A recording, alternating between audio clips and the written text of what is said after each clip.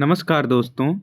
आप जैसा कि आप लोग जानते हैं कि यूपी पुलिस रेडियो ऑपरेटर की जो भर्ती है असिस्टेंट ऑपरेटर वर्कशॉप और हेड ऑपरेटर की वो प्रचलित है, जिसका फिजिकल हो रहा है, होने वाला है। तो इसके फाइनल मेरिट को लेकर के लड़के बहुत ज़्यादा परेशान हैं कट ऑफ को लेकर के। तो जैसा कि आपको पता है कि 1300 के आसपास पद इसमें असिस्टेंट ऑपरेटर के थे और 900 के आसपास पद हेड ऑपरेटर के थे। तो दोनों की भर्तियां प्रचलित हैं।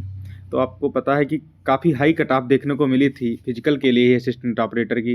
लगभग जनरल की कट ऑफ 358 नंबर के आसपास गई थी और ईडब्ल्यूएस की कट ऑफ 343 और ओबीसी की कट ऑफ 350, यानी 358 का मतलब 90% हुआ। 400 के हिसाब से अगर कैलकुलेट करेंगे तो फिजिकल की कट ऑफ 90% के आसपास दिख रही थी।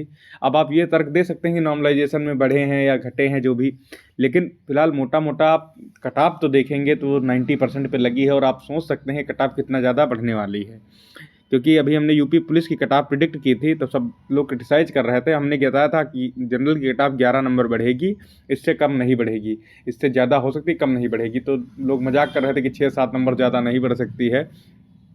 और हमने ओबीसी और ईडब्ल्यूएस के लिए कहा था इसको प्रिडिक्ट करना ही मुश्किल है कि कितने बच्चे ओवरलैप होकर के वापस अपनी कैटेगरी में आ रहे हैं। तो खैर मेरा अनुमान बहुत ही सटीक रहा और कट ऑफ एग्जैक्ट 11 नंबर बढ़ी। आप वो चाहें तो वीडियो देख सकते हैं। तो यहाँ पर भी मैं कट ऑफ का थोड़ा अंदाज़ा लगाने जा रहा हूँ क्योंकि मैं भी इससे गुजर रहा हूँ, पता नहीं होगा या नहीं होगा, वो अलग बात है। तो आप देख सकते हैं कि तो आप लोग जैसा कि देख सकते हैं यहाँ पर कट ऑफ हम आपको दिखा रहे हैं कि ये अनारक्षित की 358, ईडब्ल्यूएस की 343, अन्य पिछड़ा वर्ग की 350 और अनुसूचित जाति की 333, अनुसूचित जनजाति एसटी की 312 के आसपास।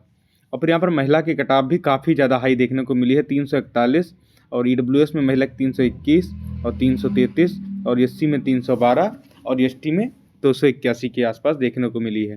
तो 1300 के आसपास पद थे असिस्टेंट ऑपरेटर में और लगभग 3 गुना से ज़्यादा ही थोड़ा पास किए गए हैं। लगभग 4200 के आसपास लड़के फिजिकल के लिए पास किए गए हैं भर्ती बोर्ड के द्वारा।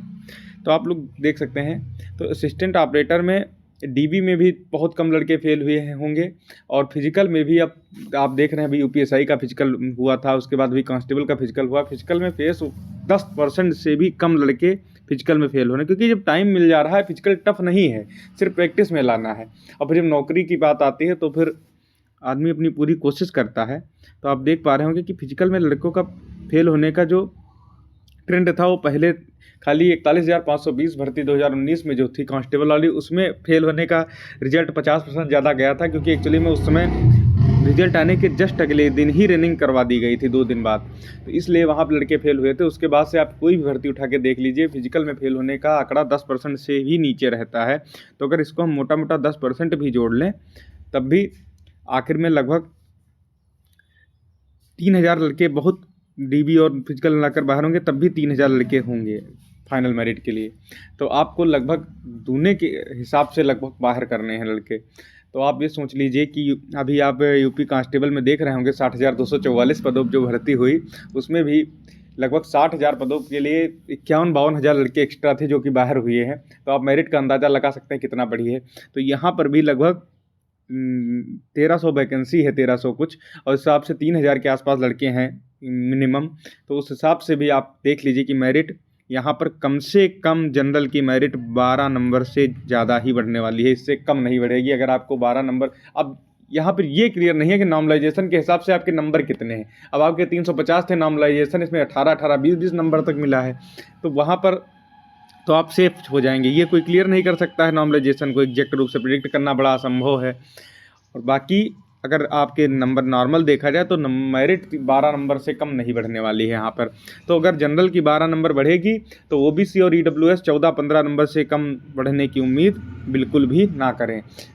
और ईडब्ल्यूएस ओबीसी 14-15 नंबर और एससी भी इससे कम नहीं बढ़ने वाली है, कि आप देख लेंगे कि इससे कम एससी भी नहीं बढ़ेगी। तो उस हिसाब से आप देख लीजिए। और महिला की मेरिट में हम आपको बता दे रहे हैं कि जो 341 गई है महिलाओं की मेरिट, इसमें लगभग 10 नंबर के आसपास बढ़ेगी। 10 नंबर से कम तो महिला की मेरिट भी नहीं बढ़ने वाली है। तो अगर आपका इसके आसपास है तो आप देख सकते हैं, तो आपका श्योर सिलेक्शन है। बाकी रनिंग की तैयारी सब लोग करते रहिए।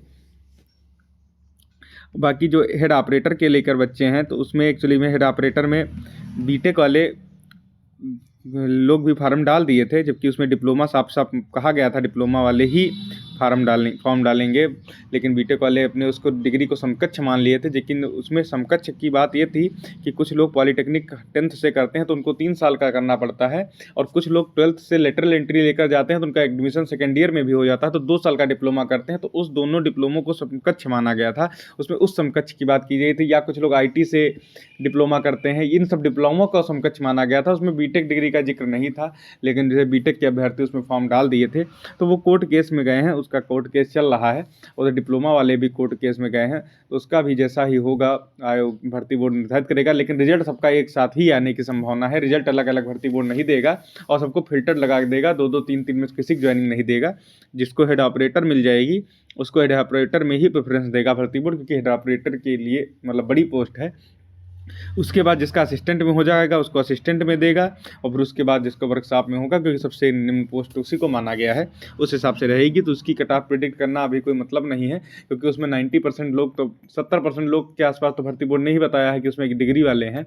तो उसमें जब अगर डायरेक्ट बाहर हो गए बीटेक वाले तब तो इतना कंपटीशन है ही नहीं, तो नॉर्मल हो ही जाएगा सबका। अगर इसमें कोर्ट क्या फैसला लेता है या जो भी होगा वो भविष्य में पता चलेगा, लेकिन रिजल्ट सबका एक साथ ही आएगा। बहुत बहुत धन्यवाद भाई लोग जुड़े रहने के लिए।